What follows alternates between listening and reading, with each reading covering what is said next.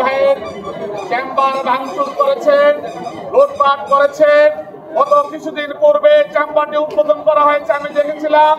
কিন্তু আজকে দেখলাম ফেসবুকে ভাইরাল হয়েছে চেম্বার লুটপাট করে তার চেম্বার থেকে গুরুত্বপূর্ণ কাগজপত্র চুরি করে নিয়ে গেছেন, ভাঙচুর করেছেন। শুধু মনির পাটোয়ারির চেম্বারে ভাঙচুর করে নেই, বাংলাদেশের সকল আইনজীবীর চেম্বারে আক্রমণে সামিল করেছে। সম্মানিত উপস্থিতি, আইনজীবীদের চেম্বার এবং আইনজীবীদের উপরে আক্রমণ করে যদি দুষ্কৃতিকারীরা পার পেয়ে যায় তাহলে তাদেরকে আশকারা পাবে।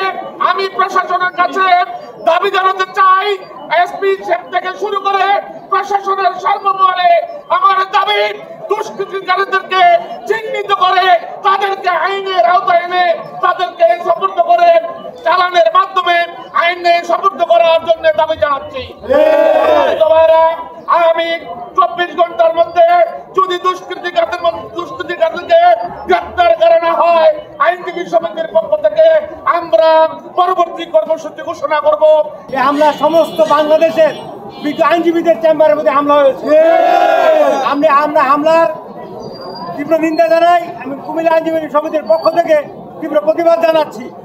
সাথে সাথে যারা এই ঘটনার সাথে জড়িত সুষ্ঠু তদন্তের মাধ্যমে তাদেরকে বিচারের আওতায় এনে তাদের বিচার করার জন্য আমি প্রশাসনের প্রতি অনুরোধ জানাচ্ছি।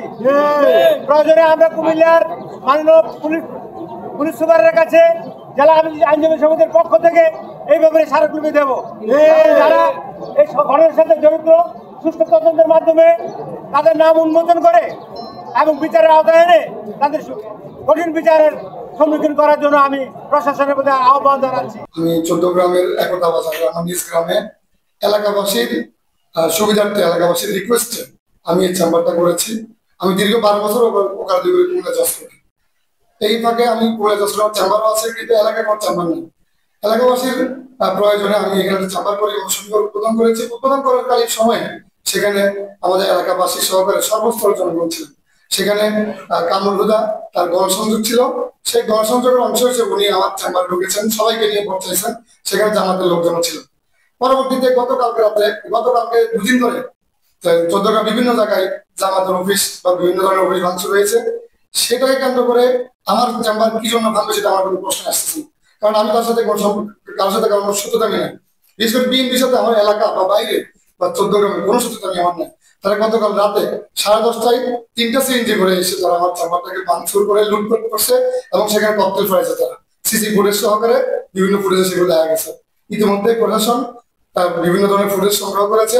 তারা কিছু আসামি তারা আইডেন্টিফাই করতে পেরেছে। একজন আসামি নাম হলো ফরহাদ, তার বাড়ি হলো চানকরা। তার ইতিমধ্যে তার মোবাইল জব্দ করা হয়েছে এবং এটা দিয়ে আশা করি প্রশাসন আরো গুরুত্বপূর্ণ কিছু লোকের নাম বের করতে পারবে। সে বিএনপির সাথে জড়িত, সে চানকরা বাড়ি। এবং আমি আরো শুনতেছি যে দলপা গ্রামের যে রানা এবং রুবেল এই জন্য তারা জড়িত আছে।